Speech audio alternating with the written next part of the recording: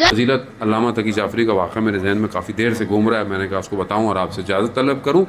جوانوں کے لیے خاص طور پہ میں نے اس طرح کے واقعات دنیا میں جہاں بھی پڑے جوانوں کے لیے، وہ جوانوں کے ذہنوں میں نقوش کر گئے. اس میں ہمارا کمال نہیں ہے، اس میں علماؤں کا کمال ہے کہ جن کے یہ واقعات ہیں. علامہ تقی جعفری جب نجف کے حوزے میں پڑھتے تھے، اور آپ جانتے ہیں علامہ تقی جعفری بہت بڑے فلاسفر تھے، دنیا میں ٹریول کرتے تھے، دنیا میں کانفرنس میں جاتے تھے، جرمنی، برلن، کہاں کہاں دنیا میں جاتے تھے. مشہد مقدس میں امام کی خدمت میں سو رہے ہیں ابھی، وہیں پر ان کو دفن کیا گیا. نہج و بلاغہ کی شرح اور بہترین کتابیں کہ جس کو سمجھنے کے لیے ایک عمر چاہیے کہ انسان اس کو سمجھے. ابھی تک ہم اتنے سال حوزے میں ہو گئے، ہم ان کے آدھے صفحے کو پڑھ کے سمجھ نہیں پا رہے کہ انہوں نے کیا لکھا ہے. یہ سب کہاں سے عطا ہوا؟ وہ کہتے ہیں کہ میں نجف میں پڑھتا تھا. 27 رجب یوم بعثت، جو ہمارے ہاں شب معراج ہوتی ہے، جشن تھا. استاد نے کہا کہ جشن کیا جائے رات کو. گرمیوں کی کہہ رہے دن تھے، سخت گرمی، لیکن رات تھوڑی سی بہتر ہوتی تھی. جشن ہوا. جشن میں جو ہماری مدرسے میں کام کرتا تھا، اس نے کہا کہ میں کیونکہ جشن ہے تھوڑا مذاق کرتا ہوں. اس نے کہا ٹھیک ہے. اس کے پاس اخبار کی ایک کٹنگ تھی. اخبار پرانی بات ہے، بغداد صدام کا دور ہے. اس اخبار پہ تصویر تھی ایک، اس زمانے کی کوئی اداکارہ ہوگی یا گلوکارہ ہوگی، ظاہراً حسین تھی اس کی تصویر. اب انہوں نے مذاق کیا، کہا کہ سچ سچ بتانا ہے، خوش مقدس نہیں بننا.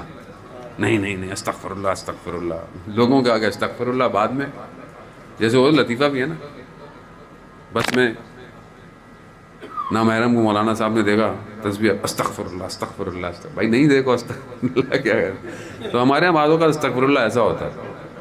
تو کہا ایسا نہیں کرنا، جو ہے وہ. اب سوال کیا ہے؟ سوال یہ ہے کہ یہ خاتون مل جائے اگر، یا ایک نگاہ امیر المومنین، ایک نگاہ امیر المومنین.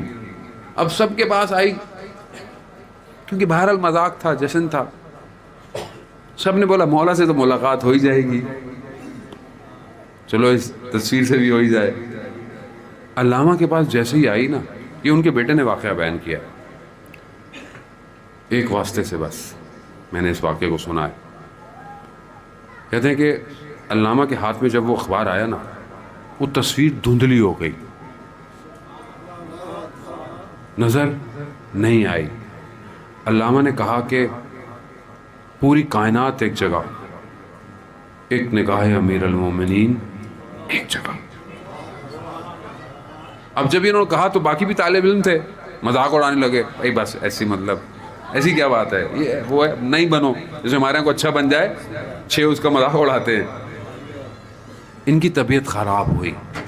یہ اپنے حجرے میں گئے، حجرے میں دیوار سے ٹیک لگا کے بیٹھے ہوئے تھے. تھوڑی دیر میں دیکھا کہ کمرے میں ایک نور آیا، نور آتا گیا اور نور مجسم ہوا، ایک نگاہ امیر المومنین. ایک نگاہ، جیسے ہی نگاہ پڑی، تقی جعفری اندر سے تبدیل ہو گیا. جیسے ہی باہر نکلے ان کی حالت، استاد بھی استاد تھا. استاد نے جب تقی جعفری کی حالت دیکھی نا، کہا اپنے خادم سے کہ ایسا مذاق نہیں کیا کرو، ہر کسی میں طاقت نہیں امتحانوں سے گزرنے کی. یہ تقی جعفری میں تھی، کامیاب ہو گیا. اور یہ اس کا نتیجہ ایسا نکلا کہ علامہ کے وجود سے علی علی علی علی علی علی ایسا قلم چلا، پھر چلتا ہی گیا. ایسی زبان ہلی. میں خود برلن گیا، جرمنی. یہ برلن گئے، جرمنی میں کانفرنس تھی، انسان کی قیمت کتنی ہے، انسان کی ویلیو کیا ہے. اس پہ بڑے بڑے دانشور دنیا کے آئے ہوئے، بڑے بڑے پروفیسر اپنی تھیوری پیش کر رہے ہیں، انسان کی قدر و قیمت کیا ہے. انہیں بلایا گیا، یہ گئے.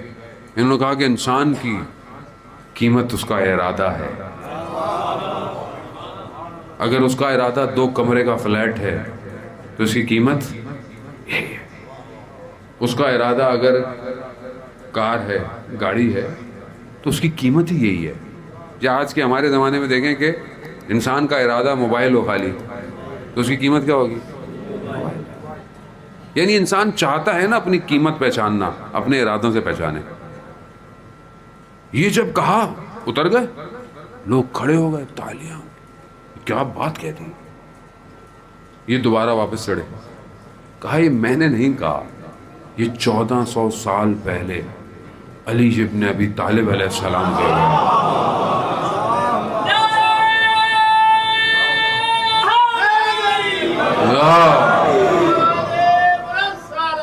اللہم صلی علی محمد.